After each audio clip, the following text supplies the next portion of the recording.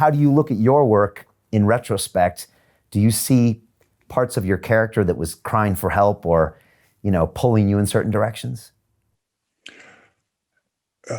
The workshop where I learned minimalism was led by a man named Tom Spanbauer. And Tom's sort of program of teaching he called dangerous writing. And he said the point is to write about something that you don't really fully remember and you don't really fully understand, but it troubles you. And it's something you can't resolve in your life.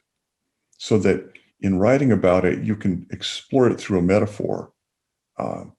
And that way, even if it never sells, then at least you have the kind of benefit of the therapy of having cathartically looked at every aspect of this issue, again, through a metaphor.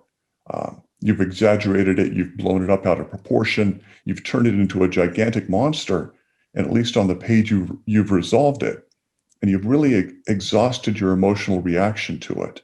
And so typically, by the time you're done with the story or the book, your reaction is gone, and that issue is gone. It is so amazing. It's so much like magic that by the time you're writing about the story, the real issue has vanished from your life. You come out of writing and the thing is gone entirely. It's just fantastic. So even if you didn't find an editor, an agent, a publisher, you would keep doing this dangerous writing. Do you need that mentor, though, to keep pushing you to go into the darkness? And you have to show up and prove your work and have the workshop people come back to you and say, come on, Chuck, this is BS. You're not actually going where you need to go. Well, workshop helps. Oh my gosh. To get that reaction every week and to get just the task validated.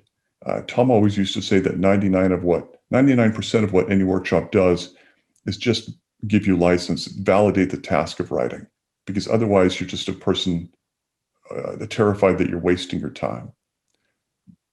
And in workshop, you're able to discuss these issues, but in a craft way.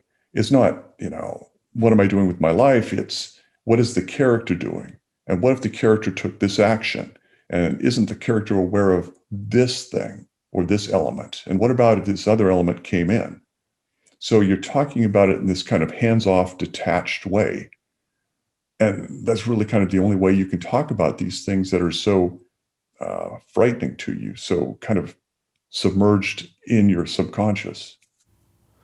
Interesting. I think therapists do that with kids, where they'll have like a doll or a stuffed animal, and they'll ask them how the stuffed animal feels, and they can tell them how the stuffed animal feels, but they don't tell them how they feel. I don't know. It kind of came to my mind, There's a writer, Steve Allman, and he teaches writing workshops around the country.